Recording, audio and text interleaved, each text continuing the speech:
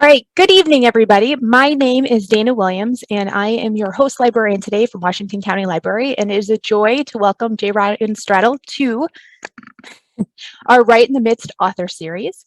J. Ryan grew up down the street in Hastings, Minnesota, and so he is a local gentleman done good.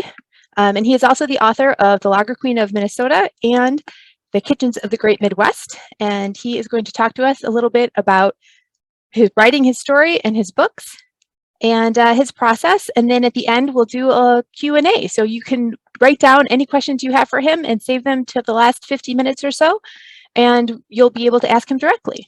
So without further ado, here's J. Ryan.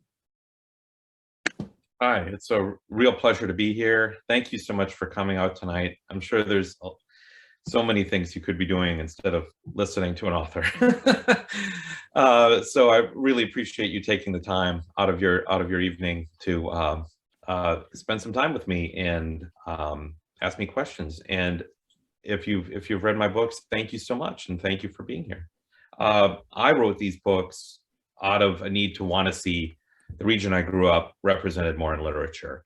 I felt as a kid growing up in Hastings that I just didn't see Minnesota, let alone Hastings or Cottage Grove, mentioned frequently enough for my taste in contemporary fiction. So when I finally started writing novels in my 30s, or started writing publishable novels in my 30s, I've written one that was unpublishable and unpublished and will never see the light of day in my 20s. But when I started taking the craft more seriously and devoting it to devoting my attention to things that I wanted to read, the Midwest was a natural for me. I remember at one point I had a writing instructor here in California where I live now tell me, once you start writing about things that are important to you, your work's gonna get a lot better. So big part of that for me was writing about where I was from. I think until I did it, I don't know if I'd seen Hastings mentioned in a novel. It's brought up in both of them, and certain landmarks that you'll certainly know as Washington County locals, like the Point, which is sadly no longer with us. It closed while I was writing Lager Queen. It was a restaurant that my parents and my brother and I went to quite a bit growing up. It was a big deal to go to the Point, to drive up 61, cross the bridge, and pull into that parking lot and look at that exotic menu with stuff like frog legs. And it was a really neat place, and I really wanted to put it in a book, especially given that I decided to put the main brewery in Lager Queen in Point Douglas, which was on a list of Minnesota ghost towns I'd read about. And I thought there was a town here. Like, I hadn't thought of it as a ghost town in the same way as Nininger is, or a town, or a community like that. So I thought, well, that's cool. I mean, I went to Carpenter Nature Center a lot as a kid, and I enjoy the whole Point Douglas area. That beach on the St. Croix River on the Minnesota side is another place we went to all the time. So I thought, this is where I want to set my brewery. So when thinking about where to set a novel, it was these places that were really important to me growing up and have resonated with me. And it also gave me an excuse to go back and do research. But yeah, as Dana mentioned, I'm originally from Hastings, Minnesota. I was born in Waconia, but moved to Hastings when I was 5, and that's where I graduated high school. So consider that my hometown. And went to college in Illinois and now live in California, but make it back to Minnesota quite a bit. My influences growing up were certainly my teachers and librarians. I had an elementary school librarian named Carolyn Schultz, who was extremely important to me, and a second grade teacher named Gretchen Caldwell, now Gretchen Irvine. It's very important to me. Nancy Teckham, Janet Grove, and high school teachers like Carol Matson and Bill Schultz and Susan Anderson, now Moen. I felt really blessed to grow up in a community that had such, at least to me, robust resources and supporting readers. And I felt like with the library system, anything I wanted was within reach, especially once I figured out you could or request things from other libraries. I wasn't just limited to the selection in Hastings. And I also had parents and grandparents who were very supportive of my reading and writing and would take me to libraries in the cities and so on. And it's actually quite a while before I bought a book in a bookstore. I mean, Hastings only had one very intermittently when I was growing up. So there wasn't much of an option locally. So I was a library kid, and I'm proud of it. I wouldn't be here today without them. So it's so upon entering high school, I started writing fiction a little more seriously. I knew from a young age, though, I wanted to be a writer. I wanted to be a novelist because I wanted to impress my mom, who, when I was a little kid, was getting her English degree from University of Wisconsin River Falls, and she was always reading. Books were always around the house, and I just knew that if I wrote a novel, it would really impress her. So I thought I would try to do that as a kid, like as a little kid. So I took my favorite book at the time, which was Richard Scarry's Cars and Trucks and Things That Go, and wrote, written by Ryan Stradal in crayon on the inside cover, and handed it to my mom and said, "Here's my novel. What do you think?" And she corrected me and ended a career in plagiarism, but also told me, like, no, you've got to come up with the words yourself. And for a little bit, I thought, oh, that sounds hard. And then I thought it over and I thought again, well, maybe that's better. You mean make up my own story? I didn't know you could do that. I mean, for most of my young life, books were things that felt like they fell from the sky or came from another planet. Didn't know anyone who wrote. I mean, I suppose other than my mom, and she was mostly doing assignments. But then she published a poem when I was in third grade in the University of Wisconsin River Falls Literary Journal Prologue. And I was so proud of her, I brought it to show and tell twice that year and twice the next year. And that's when I realized you can write something and get it published. And I wrote to my favorite author with some help from my grade school teachers who I mentioned. My favorite author at the time when I was in third grade was a woman named Helen Roney Sattler, who had written a book called Dinosaurs of North America. And she wrote me back. Somehow got her address. I don't know. That's another thing. Like the teachers in elementary school librarian were really resourceful to get this woman's address. It'd be tricky enough now with the internet. This is before that. Like, how did they do this? But they did. They found this woman's address, and I was able to get my letter to her, and she replied. And it was so encouraging to just get this connection with an author, realize that an author was a real person, an actual person wrote this. And that letter was, to this day, is one of my most cherished possessions.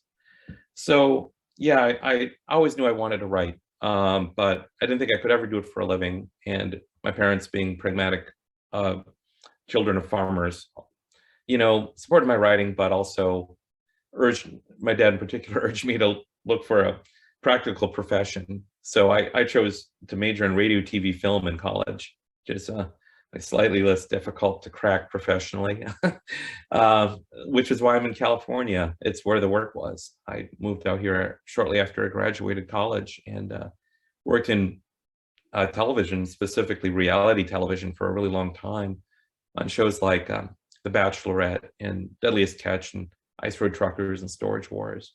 I was working on a show called Storage Wars Texas when I was writing Kitchens of the Great Midwest. So I would write in the mornings before going to work, and then write on the weekends when I was home. And following that schedule of writing every day at some point and spending all day Saturday writing, I finished the first draft of that manuscript in just about a year. And then I didn't expect anything to happen with it. I thought maybe 4 people would read it. My girlfriend, my brother, my dad, my grandma, and the 4 of them did. And my grandma didn't like it at all. And she hated it. She told me she would never recommend it to her friends because of the language. And I get it. It is kind of salty. I thought about that when writing Lager Queen. I thought I'm not going to have as many curses in this book, but also the characters didn't call for it.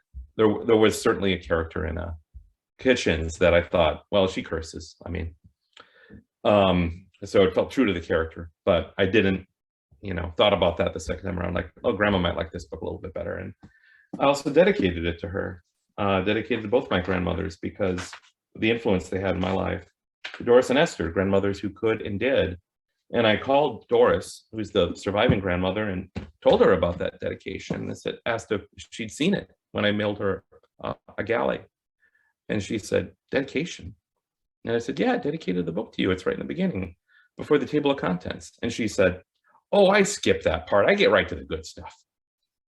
Yeah, I suppose when you're in your 90s, yeah, you don't want to mess around, like get to the good stuff. But yeah, all right. In other words, I'm still trying to please Doris Beale, as a number of her relatives are. But she's wonderful. She's 96 years old, and I just bought her a book yesterday. She's still a big reader, and love her to death. And she was a huge influence on these characters, especially Edith. Like Edith, Doris worked in the kitchen of a nursing home and would do little things to improve the lives of the people that worked there. And that made a really big impression on me as a kid. Just seeing my grandmother, either bring in, her homemade baked goods like Edith did, or do things like bring my brother and I around to visit the residents who never got visitors and make sure they got visitors. Doris was attentive to that, like who got visited and who didn't, who had certain things and who didn't, who felt left out at the Christmas party. Doris kept an eye out for those people and made sure that they felt appreciated and loved. And I wanted to write about that kind of person because I didn't see that pop up in contemporary literature either. It seems an awful lot of contemporary literature and media is concerning bad people doing bad things to each other. And well, I can be as entertained by that as the next person. I mean, I enjoyed Succession, for example, that's the thesis basically. I don't want to write that myself. I felt like I want to see some of what I knew growing up, which was people like Edith, and we just don't. I feel like I don't see those people enough in popular culture. So I wanted to open a book with her and open a book with her perspective, and also think about how someone like her could change and what within her realm would exercise and challenge her resistance to change. And also, what reason would she change? I mean, the book concerns three women who all have different relationships with beer. Edith, like my grandmother Doris, hates it. But I thought, I'm going to try to put her in a situation where she's going to like it, maybe even love it. What would that require? Like, what machination of narrative would put someone like Edith in a situation where she'd be making beer? And I thought, well, if it's to help out a relative. And the story just kind of emerged from there. I got the first germ of the story, though, when I was touring for my debut novel, Kitchens of the Great Midwest.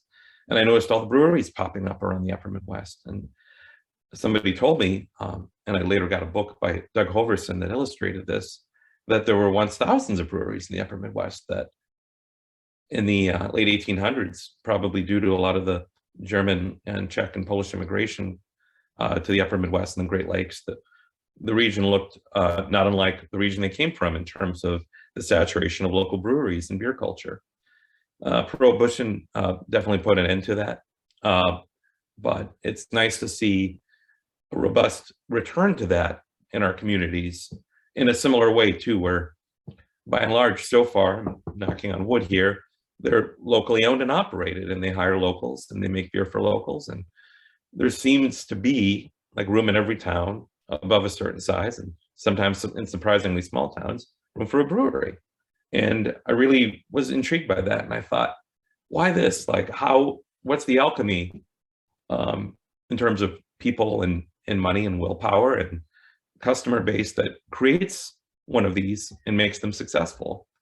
So the Lager Queen of Minnesota became the answer to that inquiry. I think like a lot of writers, I write because I have a question, not because I have the answers. So I just created these three characters that I knew would get involved in the beer world before, and I started each of them at a point before they were involved with beer, and set them each on their course, knowing how they would intersect. And on the way, they taught me what I know about beer. I enjoyed beer before writing this book, but what I know about it, I know because of these three women and what they needed to know. I didn't feel like belaboring the reader with too much beer information, it's still too much for some readers, and I apologize, but I felt the beer facts and brewery knowledge that's in the book was sufficient to answer the characters' problems. Like all of that information is in there because the characters needed to know it. So I didn't want to fall down a rabbit hole and end up writing a Moby Dick of beer where every other chapter is a list of IPAs or something. Someone else can write that. But yeah, I wanted to write a story about people who happen to be involved in brewing. And my home region is quite good at it and has been for a really long time. I was fortunate to have a lot of local resources help me out too, like the brewers in Hastings. The couple, Nick and Amy, that run Spiral, were a huge help to me in terms of helping me understand how long it takes to build a brewery, how long it takes to get approval for labels and that kind of stuff. Ted Marty, who owns Shells, he was a big help to me in understanding how a brewery like the one Helen operates works, and what the history of that kind of brewery would have been and what their peaks and valleys might have been. And when I had Helen invent light beer on her own with her chemistry degree, I wanted that to be true to the time too, and talk to people who had made it and talked about the problems with it and how difficult it is to make, actually. I would have thought going into writing this book that it's just regular beer you add water to, right? And no, it's a lot harder than that. And at that time it would have taken a fairly sophisticated understanding of brewing to do it well. So I wanted Helen to earn that, and created her into the kind of character that would. So yeah, that's a lot of what went into this book. And oh yeah, I haven't mentioned Diana yet, who is my third character, and maybe the one closest to my heart. Someone who I really kind of put through the ringer. She was inspired by an incident that happened to me in high school. I was in the honors track for English and social studies, but not for science or math. And so, yeah, I don't want to tell you what my math SAT score was. It was really low. But I was nonetheless pretty good at the PSAT. And I was in my science class when they listed out who won the PSAT like commendations. And they mentioned my name, and the teacher was shocked that someone in this class had done that. And I thought, you know what, that's too bad. I bet there's plenty of kids out there who could have been a more elevated student had they been given the attention or been given just a little tweaks and nudges along the way. And I wanted to write about that kind of person who had just kind of fallen through the cracks. And frankly was, too busy to do homework. I had poor grades not because of a lack of commitment or a lack of intellect or comprehension, but because she had to work. She was supporting herself and her grandmother. And yeah, I didn't feel like that kind of person gets written about terribly often either. So I wanted to tell her story and tell the story of how an act of forgiveness led her into her profession, and how she became more skilled through wishing to make good on that act, and resolve herself to the person who forgave her, and wanted to put her in a situation where at some point she'd have to make a decision over whether to violate that trust or stick to the job. So I felt like there's a lot going on in this book, and at one point it was a lot larger, and I had to really distill it down to these pages. And it felt like 3.5 years of my life writing this book and getting to know these characters and fall in love with them. And it came out summer 2019. I was able to do about 60 events or so before the pandemic started. And boy, since then, I don't have to tell you, it's been a different world, but I was very glad to have put this book out in it. I felt like it gave me some hope writing it, and created characters that I think about all the time in terms of like, oh, this is my reflection of what I want to see in the world and the people that exist out there that we don't always see in the news or in the media. So before we get into the Q&A and I get to hear a little bit more about you and your questions and where you are, I'll read just a little bit here. One of my favorite parts of the book is where Helen and Orville come up with the ad campaign for Blots Special Light. No, Helen didn't necessarily know she was going to invent light beer, so I mean, well, didn't know it would be successful, and didn't really have any idea how to market it because at the time she invented it, every previous iteration of something similar had failed, and that's true. Light beer wasn't successful until the time Helen invented it. I have her doing it concurrently with Miller Lite, but there was no proven way to sell it. In the past, people had tried to sell it as diet beer and that kind of thing, and it doesn't really work. At least it didn't work then. I mean, if you're going to diet, you weren't going to drink beer at all. So this is what they come up with. Helen and her husband Orville took out a small loan to help buy ad space and produce local spots, even if it would suck up over half their advertising budget. Orville was convinced they needed a celebrity pitch man. And this is where their sales and marketing guy, Joe Foxworth, proved his value. Hey, I know a guy, he told Helen one day when she was walking out of the bathroom. My brother's freshman year roommate at Augustana was in training camp with the Minnesota Vikings. His name's Rudd Herzog. He said he'd do it.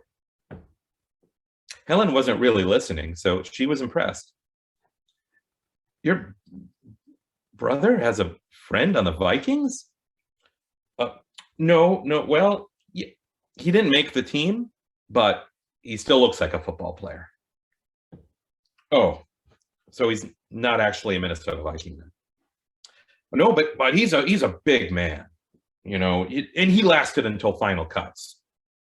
Oh, but he isn't a football player, and nobody's heard of him. No, Joe said, but trust me.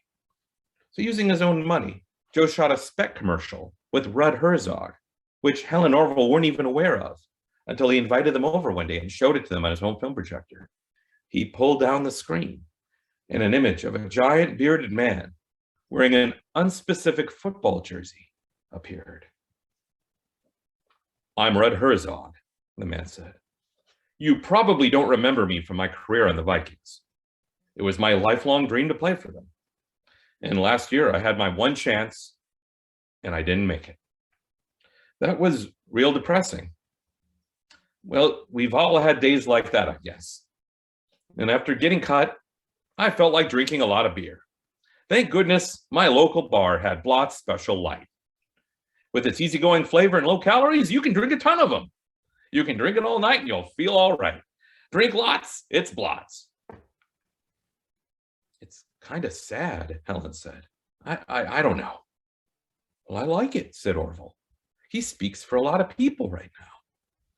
Joe nodded. I sure hope he does. All right, so that was a little bit of the book and a little bit of the history of Blots Special Light. And a brewery in St. Paul named Blackstack actually did make Blots last summer. September, it was available for about 2.5 months. And hopefully they'll make it again. It's not really lager season anymore, but I thought it was excellent. In fact, I told the brewers at Blackstack, this is too good to be Blots. You messed up, you know?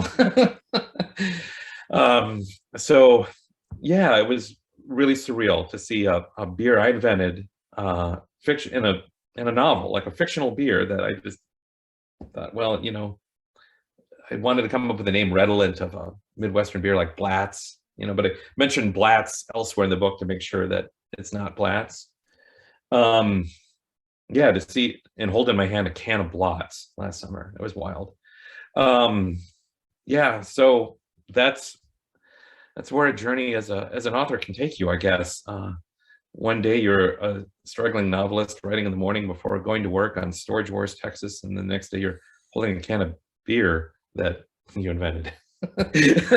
Yeah, I can't believe it. I feel extremely lucky to be in this situation, and I owe it all to those teachers and librarians I mentioned, my mom who put so many books in my hands, and so many people in the community who supported my writing and, come to my events like this one today. And yeah, I owe it all to you. So thank you so much for making my books possible and for coming out here tonight.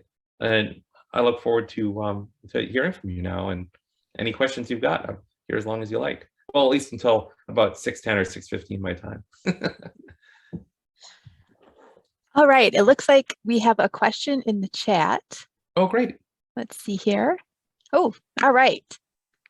John is asking, having not yet read your books, I wondered if the Lager Queen occurred in a period before gluten-free or non-alcoholic beers, so perhaps they're not mentioned. And then he asked, did you include any real incidents you remembered from growing up? And did you have to ask any of the other participants if they'd be okay with that? Oh, wow. Boy, those are big questions. Yeah, it definitely occurred before gluten-free beer, at least any beer that was advertised as such. I mean, people have made beers out of other grains, other realms, but the gluten-free nomenclature is a somewhat recent one. In terms of, yeah, non-alcoholic beers, well, it wasn't, they weren't mentioned in the book because she's not trying to make a non-alcoholic beer. She was trying to make a low alcohol beer. But yeah, I don't remember if they're, yeah, I'm pretty sure I don't mention them, but in any case, that's, yeah, I know they certainly did exist at the time because my grandpa had a fridge with some near beer in it. I think that's what the can said. So I certainly remember those things. Yeah, and gluten-free beer, nobody in the brewery at the end even makes it. I mean, yeah, I mean, things like emission existed by the time I was writing the book, but somewhat beyond the purview of the three characters. I think, like I said before, I just kind of stuck to the knowledge that these three characters would need. Like stuff like hazy IPAs aren't mentioned either.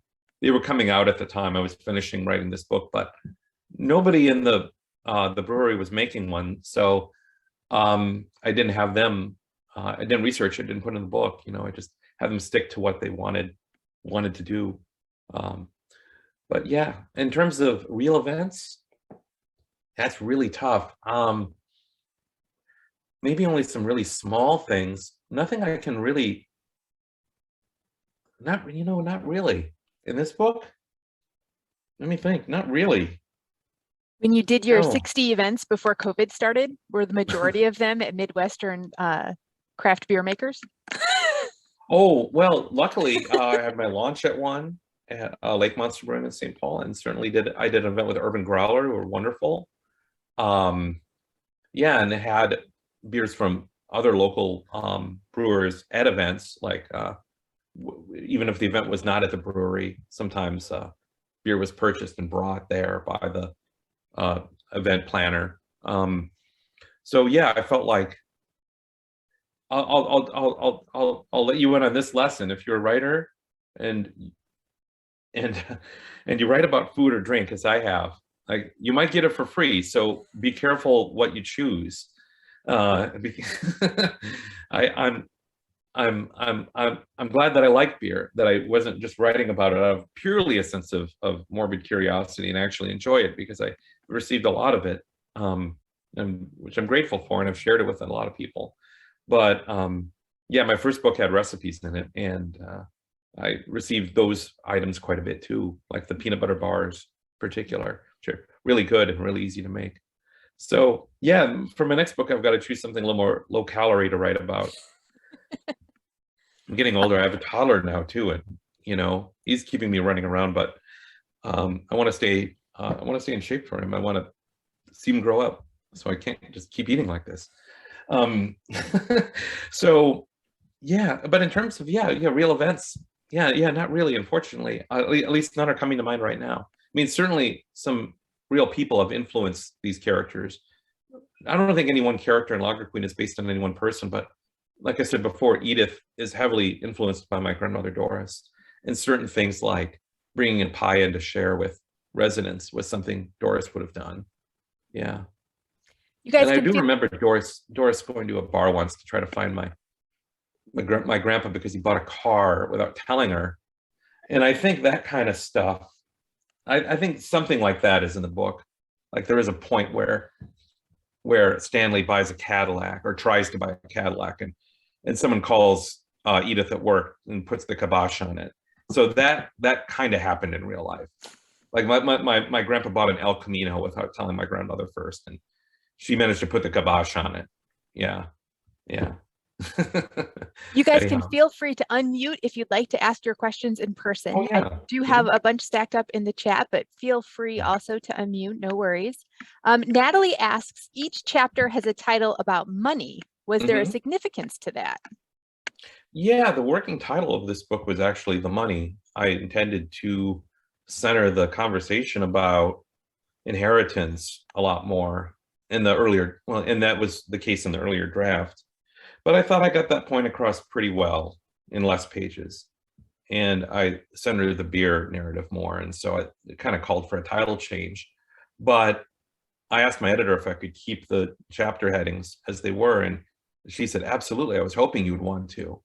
I thought it was intriguing. I thought it also gave the reader kind of an Easter egg to look for in each chapter once you figured out that the dollar amount would appear at some point in that chapter. Um, yeah, and they all do. So yeah, I also wanted to illustrate how these two halves of the family that are estranged for so long have differing attitude towards money, and different amounts mean different things to them at different points in their economic well-being. So yeah, that was a kind of a understated, well, maybe not understated if it's chapter headings, but at the very least, like another through line um, about the economics in the Midwest and class mobility and so on. You had mentioned that the characters are all kind of based in part on family members. Does that Mhm. make it easier or harder to let them go after writing about them for 3.5 years? Oh, a lot harder, particularly when some of the family members are no longer with me, like my grandmother Esther and my mom Karen in particular, put Karen in characters a lot to kind of keep her alive and keep communicating with her and sharing, making her a part of my books, being that she can't read them. And so letting them go is hard. Yeah, I just think I'll have to do it again next time. Yeah, invent another character that inhabits another part of her. So yeah, but at the end, it's always a little bittersweet. Right. Karen would like to know, or Linda would like to know what you're working on now. Right now, I'm working on a book called Saturday Night at the Lakeside Supper Club. It's a multi-generational family story that takes place at a supper club in northern Minnesota. Yeah, so a restaurant that gets passed down through generations. I started it before the pandemic, so it doesn't really go into a lot of the issues that restaurants have been having during the pandemic and since. But some of those problems existed before. We just weren't paying as much attention to it. Uh, that said, it's really more about the intergenerational relationships and this is another family epic like these two.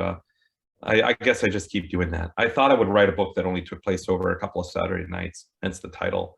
And then it ended up taking place over 100 years. Yeah. Every time I sit down to write a book, like I just want to take place over a weekend. I'm tired of writing these multi-generational unwieldy stories, and they just keep getting bigger. But I just feel like one of the unsaid premises of this next book, the Supper Club book, is that maxim about be kind because everyone is fighting a difficult battle. I thought about that with each one of these characters and just thought about like, if we just understood what everyone's been through a little better, we would be a little nicer to them, be a little, I think, a little more tolerant. And that's what these characters reckon with each other. Yeah, because not everyone who inherits a restaurant wants it. In fact, quite often they don't. I spoke to a number of supper club owners who we're the only child of their parents who wanted the restaurant. Yeah, like this would have gone to another family if it wasn't me. My older brother wanted nothing to do with this place. My parents made him be the janitor when he was 10 and he hated it.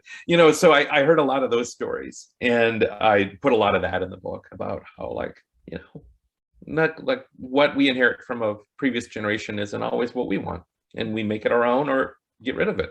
And so there's that through line as well. And being a father now, I thought about that a lot. What am I leaving to my son? What is he going to think about what I'm leaving him, or what I'm providing him, and what is he going to make his own? So that's out of my hands. I have to just hope he's happy, make him create a space around him to make him shine as brightly as possible, and try not to judge his choices, because wouldn't want mine judged. So those are the impulses that went into this third book. So thanks for asking about it. Betty would like to know how the reader for your audiobooks gets selected. Great question. Someone in New York picks them, but each audiobook I was given a list of people are like, hey, we're going to reach out to these people. Are there some you prefer more than others? And I was very happy with who they ended up choosing each time. Judith Ivey is mostly known as a stage performer. Did the audiobook for Lager Queen, and I thought she was wonderful. And two actors who I mostly know from television, actually, Michael Stuhlbarg and Amy Ryan, did Kitchens. They alternated. And I thought they did really wonderful as well. So I felt very lucky with who's done my audiobooks.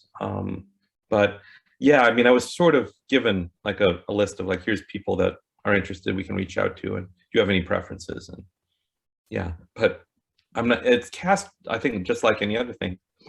I mean, these people all have big time agents, and I don't know what the workload is like for them, if they do it in a couple days or a week or part of the day while they're also shooting something else, or I'm not sure how it works into their schedule. I wasn't there for the recording. I just have to provide a pronunciation guide. And sometimes answer questions during be on call during the recording sometimes.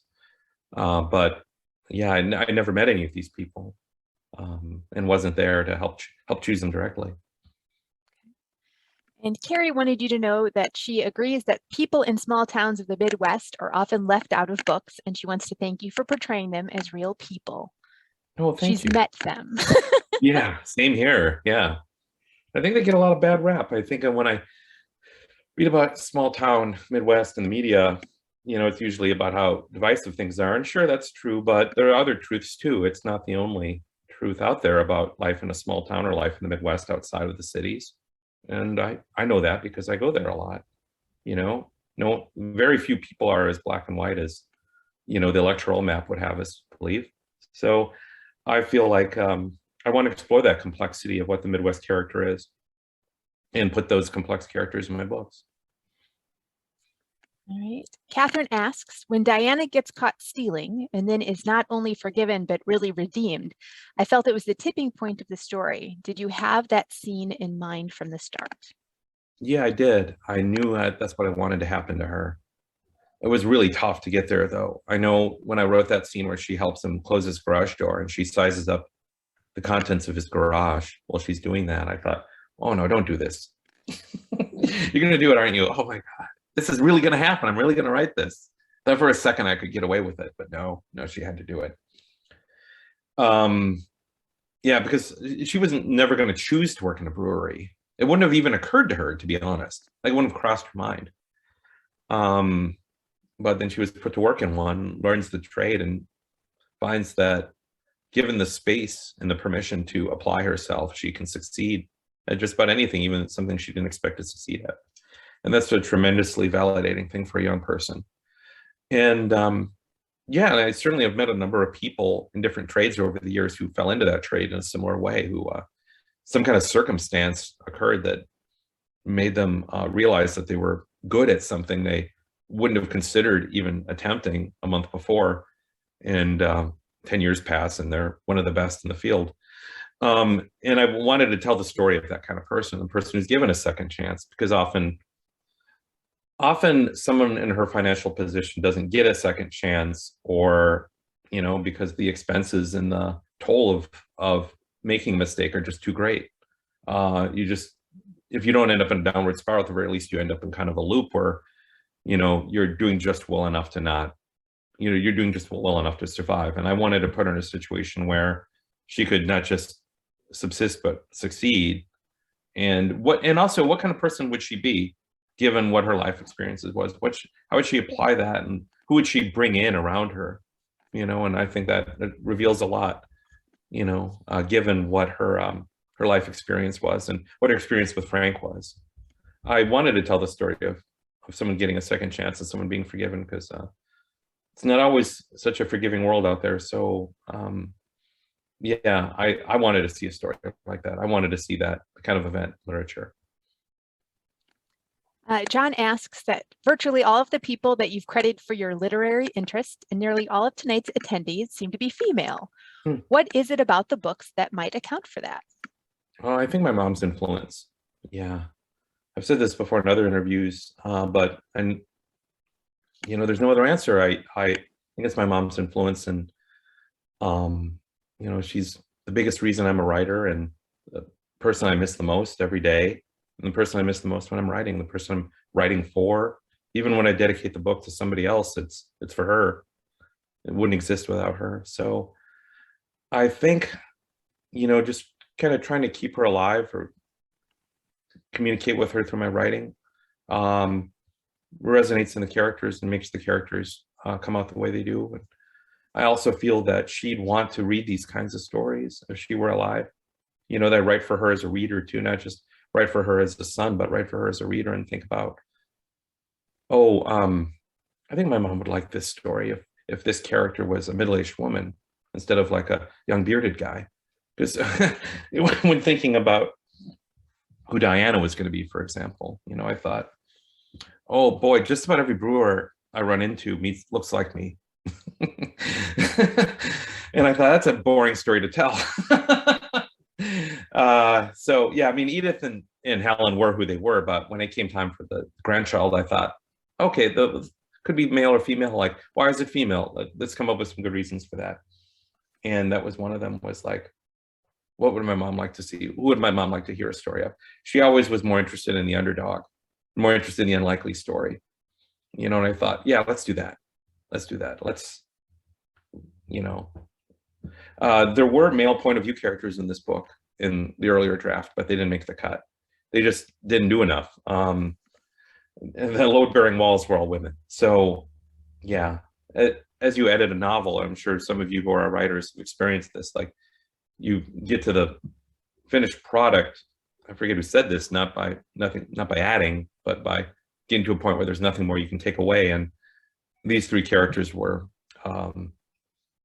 absolutely unimpeachable. So yeah, how I arrived at them through different ways, but my mom's influence is in all of them. Carrie would like to know if you are a gardener, because she was struck by the scenes with Eva in Kitchens by the Peppers. Oh yeah, well, I've tried gardening. It's been a little difficult for me here. It's more that I grew up with it. I grew up with mother who gardened and grandparents who gardened, and learned what I know from them. But yeah, no, I haven't been all that successful at it out here. But it wasn't until recently I moved to a house with a yard, but the soil here is really bad. I mean, I've got some trees going, like lime tree and avocado tree and so on, but I'm not like you can't really garden plants in this soil. I'm in I'm in East Burbank. I'm in a canyon, and it's really for Southern California, it's cold and dark and doesn't get a lot of direct sun, so it's hard on the avocado tree. But I feel like I'm going to try to make do with what I can. I've got to get some. What I'm going to try to do this year is get some kind of raised boxes, get some a friend of mine right nearby me is doing this, not in my neighborhood, but one suburb away, and is very influential to me in terms of helping me grow things that I like to eat, like peas, on my own, because she's doing it and showing me how to do it with these kind of raised boxes. I just need to find a place to put them where they can get sunlight. That's the real trick here, living where I live, is that, okay, what works well in low sun or no sun? Holly says that she loves your books, and I was naturally drawn to them because of the Minnesota connection. When you started your first novel, did you grapple with how the immersion in Minnesota culture would be widely received? Oh, wow. I didn't care what other people outside the Midwest thought. It's our turn. I wanted to crack at this, and I'm so glad that there's such a robust selection of Midwest fiction now compared to when I was a kid. Just off the top of my head, I can name a dozen authors who I love who are writing books at this region. But yeah, no, I mean, there was some terms and things I had to maybe smooth over with my publisher, but no, they've been into it. They've been supportive of my choices to write books about the region I want to set books in. Yeah. So every so often, I'm doing an event someplace like Northern California where someone will ask, and people have asked this there, are people really like that? There's no one yeah, I mean, people genuinely felt like Edith is impossible. Like that person doesn't exist. People got mad about it. Like you just made up this person. Like I'm glad I didn't. No, I knew a number of women that resemble Edith. And and Pat Prager in my previous book, they thought that was funny, but they thought it was completely unrealistic. And I thought, no, actually, some of those conversations are lifted from conversations I heard growing up my entire life about, oh, hey, nice top. Oh yeah, I got it at Kohl's, 40% off. Like I don't remember hearing a conversation where an article of clothing was mentioned where the reply wasn't the sale price or or something like a little self-deprecating about it. At least there was a style of communication that I think is really hard to replicate and maybe hard to understand for some readers on the coast if they're not familiar with it. But certainly some readers in New York and Boston and Northern California asked me really baffling questions about my characters and just assume that I'm creating them whole cloth. So yeah, that was hard. It was harder communicating with readers in some of those areas. But luckily for me, quite often there are also Midwesterners in the audience. It's funny that when touring for Kitchens, the Great Midwest and Lager Queen, they draw out the local Midwesterners. They'll show up and I'll get to meet them and they can help explain things to the locals who don't understand. FEJ would like to know if your son has a library card yet. Yeah, he does actually. Yeah, he's got a number of overdue books actually. Yeah, Some Bugs is his favorite. He likes Backyard Bugs. Those two, they're in the car right now. We're going to return them, but he just doesn't want to let go of them. Yeah, no, yeah.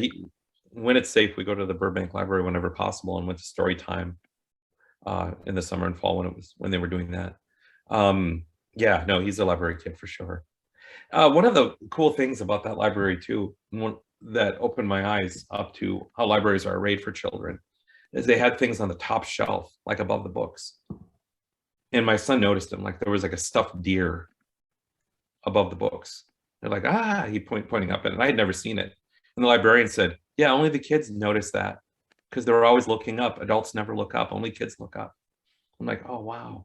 And so, yeah, they arrayed they decorated the children's section in a way that would appeal to the children's sightline, And I thought that was really clever and really thoughtful.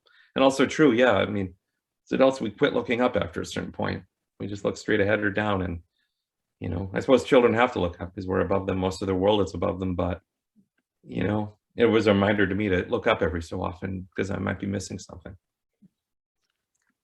John would like to know which writers, perhaps from the Midwest, told stories that impressed you and helped head you towards a writing career. Oh, wow. It's great. Probably, she's not Midwestern, but she could have been if she were American. Alice Munro. I really love her short stories. Just a wonderful writer. Writes mostly rural Ontario. It's close enough. Yeah. Effectively similar. There's a pretty big Venn diagram between rural Ontario and rural Minnesota or Wisconsin or Michigan, just the other side of the Great Lakes.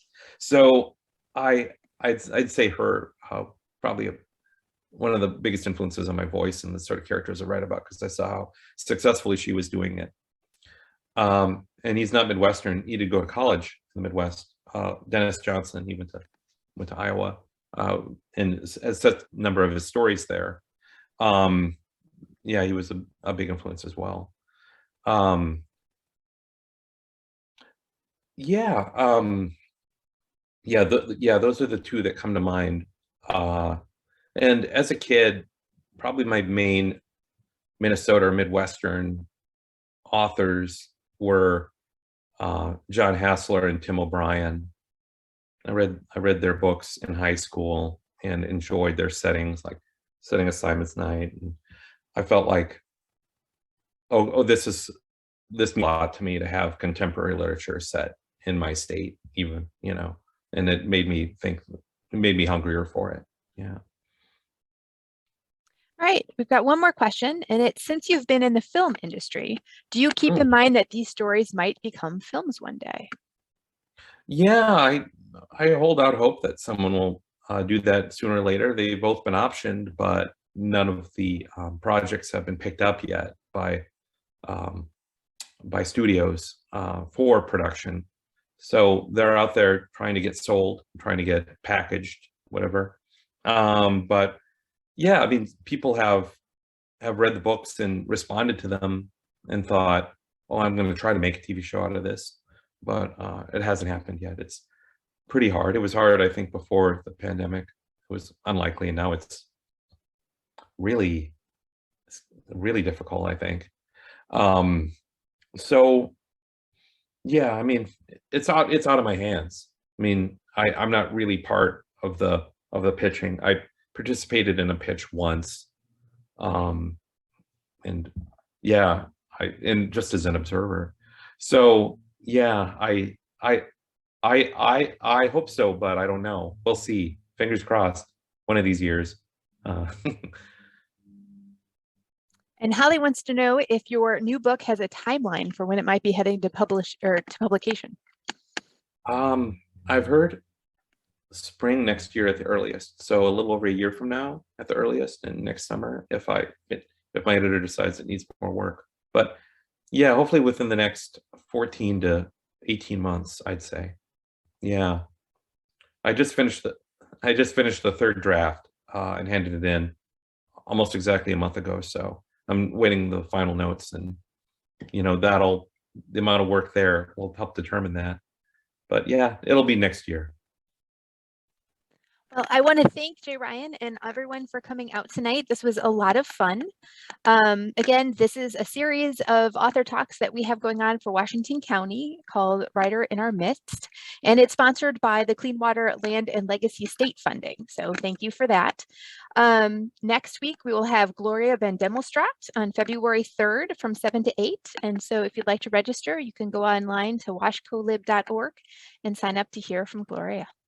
But thank you very much, Jay Ryan. This was lovely, and it was so nice to get to meet you and ask questions.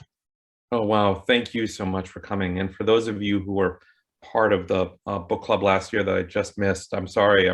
I hope I answered your questions today. Uh, yeah, and I hope to see you in person before long. I hope when my next book comes out and I get to do a book tour again, I get to do an event perhaps at the library in Cottage Grove. I've done events at the Hastings Library and at other libraries all through the state, and I'd love to do that. So yeah, let's see you in person next time, hopefully. Perfect. Thank you so much. Have a great night, everybody.